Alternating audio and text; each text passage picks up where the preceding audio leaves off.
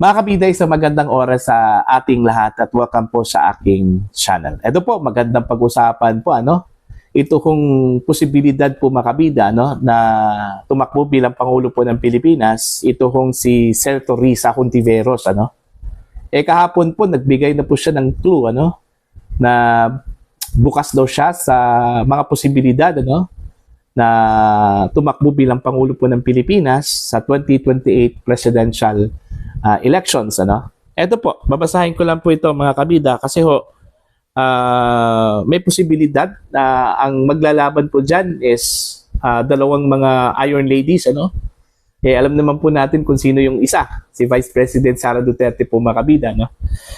Dito po sa balita, mula sa balita, ang kanila pong headline dito mga kabida, posted po ito kahapon, May 21, 2025.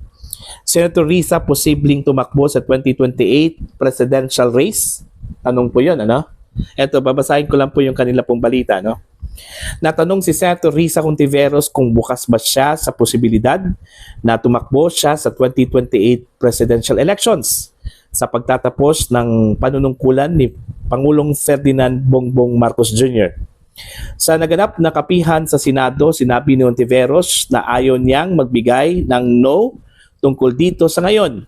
I'm not saying no, I'm open to all possibilities, pahayag ng senadora. At yun yung hinihingi ko sa lahat ng mga kasama sa oposisyon or independent bloc na maging bukas kami sa lahat ng possibilities at sa isa't isa alang-alang sa oposisyon at alang-alang sa ating mga kababayan.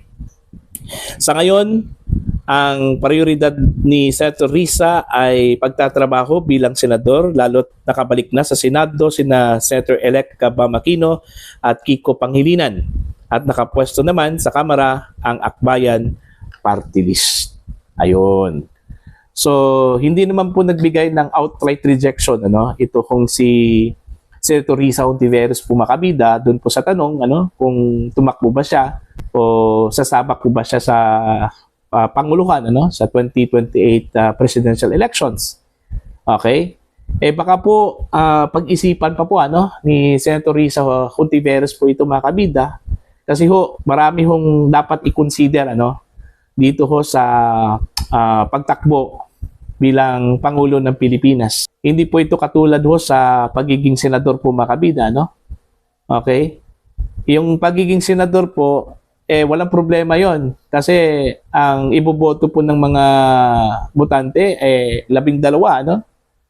Unlike dito sa Panguluhan, one-on-one po ito Mas mahirap po ito mga kabida, Lalong-lalo na po kung ang magiging kalaban po niya ito kung si Vice President Sara Duterte, napakalakas. In fact, maituturing frontrunner po ngayon, ito kung si Vice President Sara Duterte sa pagiging presidente po ng Pilipinas, mga kabida, considering yung kanyang strength ngayon, yung kanyang lakas. Lalo na po, nalaman po natin yung resulta po ng eleksyon. Okay? Yung katatapos lang po na election po makabida kung saan po ay napaka-dominante, ito kung si Vice President Sara Duterte when it comes to endorsement doon po sa mga kandidato. Okay? So, dapat pag-aralan po ito ni Senator Risa kung kaya ho ba niyang tapatan ito kung si Vice President Sara Duterte. Okay? Although, alam po natin ng mga sumusuporta po kay Risa Hontiveros, ito kung mga kakampings. Diba? Yung kakampings po ay composed of different parties and groups yan, mga kabida, Andyan yung One Sambayan, yung Liberal Party, maybe ito hong ilan sa mga progressive groups, okay? Parang kabilang ata dyan, mga kabida. Alright? Kaya nga, may posibilidad yung prediction po, na baka po sa 2028 ang maglalaban po makabida ay hindi na po administration versus Duterte. It would possibly kakampings versus Duterte. Okay? Dahil ho, maganda yung showing po mga kabida, no, ng kakampings po ngayon. Kasi ho, naipanalo po nila si Bam Aquino at hindi lang po basta-basta pong panalo, ano, number 2 po mga kabida. At ito pong si Kiko Pangilinan, I think number 5 ata, no? Oh. At least nasa top 5 po yung kanila pong mga kandidato. So, on that note, yung showing po nila sa election napakaganda. Kaya siguro na-inspire po itong si Senator Risa Hontiveros, ano, na baka may posibilidad na o may chance na manalo dahil dito sa suporta ng kakampings. Okay? Pero kung titingnan po natin yung political base between the two, itong si Vice President Sara Duterte at saka itong si Risa Hontiveros, napakalayo pa po, ano, mga kabida. Alright? Parang hindi pa po kayang tapatan po, ano, ni Risa Hontiveros itong political base po ni VP Sara. Kahit na itong administrasyon, hindi po kaya eh. Diba? Si Risa pa nga. Mga kabida, no? Although, aminado po tayo, okay, given na po yung sumusuporta po kay Risa Hontiveros, ito kong mga estudyante, yung mga nasa academe. Ako sigurado po ako dyan, nasa academe po mga kabida, yung mga nasa colleges and universities, ano?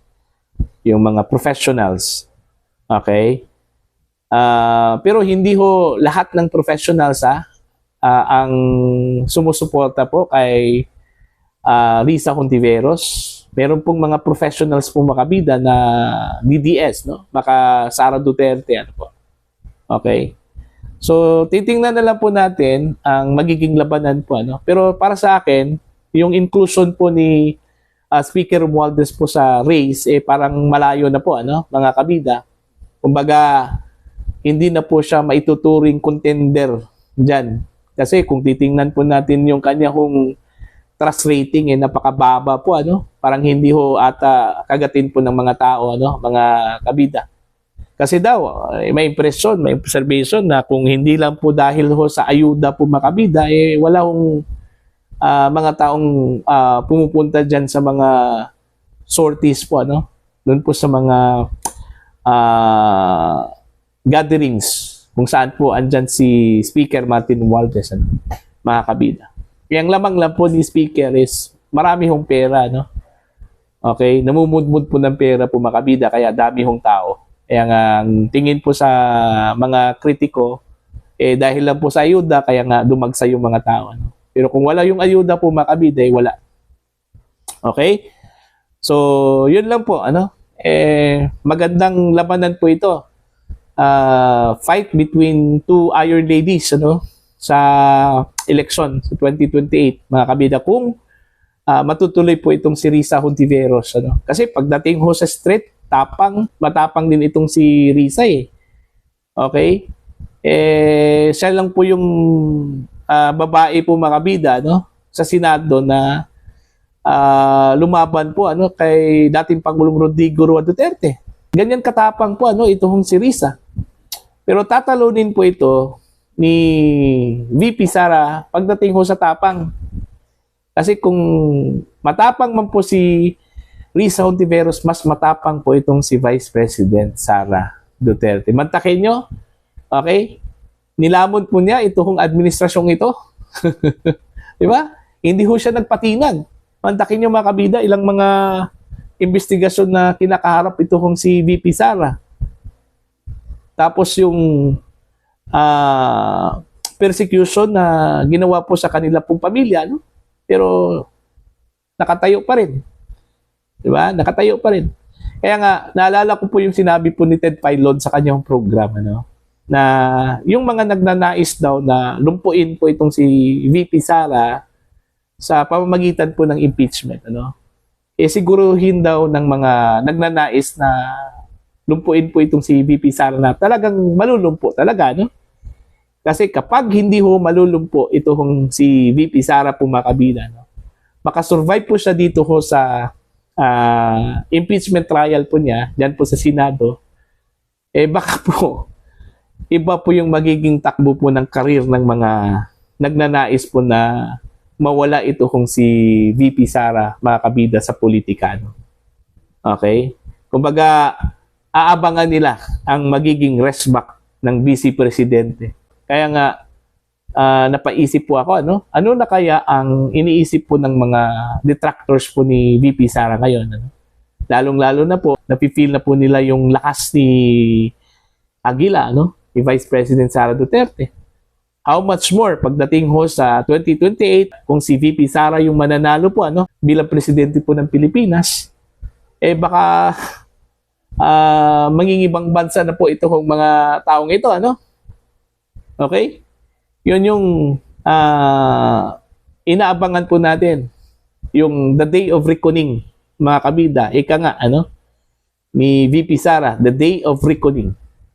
Ang sabi ng ilan, nag-umpisa na nga, itong day of reckoning, Hindi pa po full-blown yung day of reckoning po, mga kabida. At yan yung aabangan po natin sa darating na mga araw, mga kabida. So, para po sa inyo, ano po ang inyong opinion at pananaw ko dito sa posibilidad na tatapatan po ni Senator Risa Hontiveros ito kung si Vice President Sara Duterte sa Panguluhan po, mga kabida, sa 2028 presidential elections. Kakayanin ba ni Senator Risa Hontiveros ito kung si VP Sara, mga kabida? Please comment down. Sa mga hindi pa po subscriber sa akin channel, please subscribe. Just click the subscribe button, click the notification bell, click all para updated po kayo sa aking mga uploads. Maraming salamat po sa inyong lahat, mga kabida.